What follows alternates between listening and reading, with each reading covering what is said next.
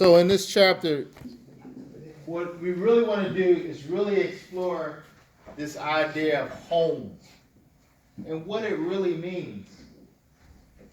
So over the next couple of days, I don't want you just to look at home from the idea of a place where there's some doors and some windows, right?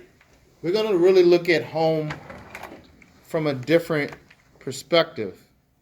We're going to look at home from different outlooks, from different cultural perspectives, from different financial perspectives. This idea of home, we're really going to dive into and go deep. We're not going to swim in the kiddie pool. We're actually going to go really deep. We're going to go in deep waters as it relates to this concept or this idea of home. Now, one of the things that we have accomplished so far in the unit is we looked at the picture, and the first picture was of what? The first picture was of what? Middle Ages. No. The very first picture. The very first picture was what? It was a cave. Right? And one of the points that we made was what? You can feel at home anywhere.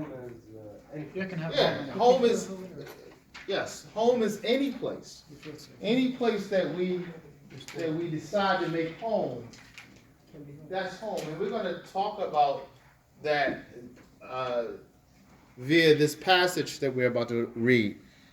This idea that any place that we want to make home, whether it's a cave, whether it has a structure and no structure, that home is not just a tangible concept, something that we can manipulate.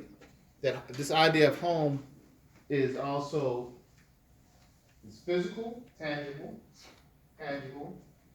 it's physical, but it's also emotional. There's a mental aspect of home. There's a mental aspect of home, and then there's a spiritual aspect of home.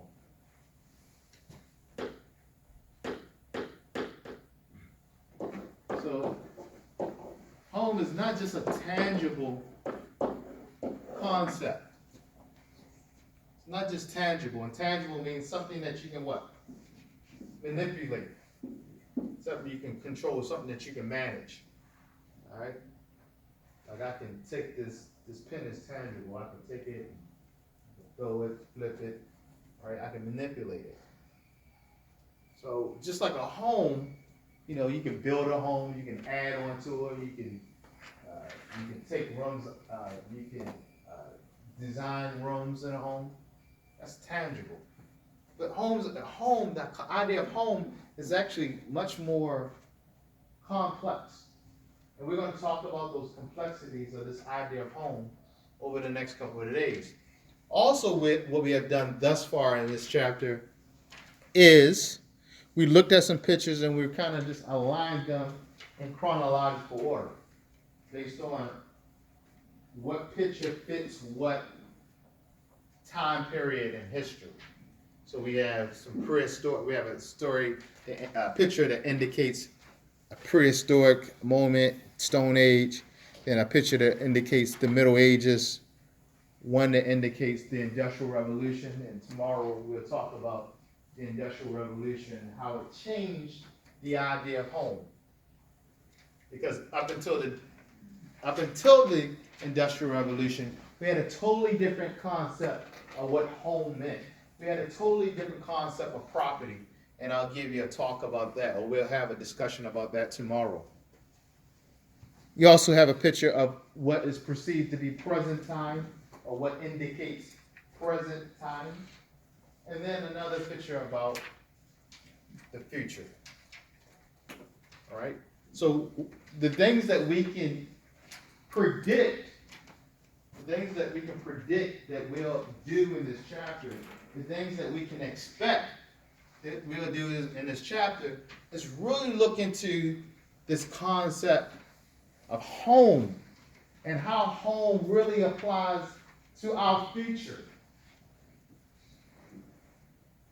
How this concept of home applies to not only our present, but also our future, and how our past, present, and future are interconnected, and how it helps us live as human beings, this concept of home. But before we do that, we're going to look at and preview some of these vocabulary words that's on page 87 that's going to help us really spark this conversation. So before we have the conversation, we're going to read this passage that's on page 87.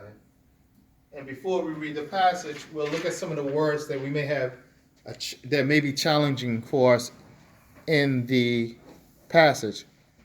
Architects. Architect.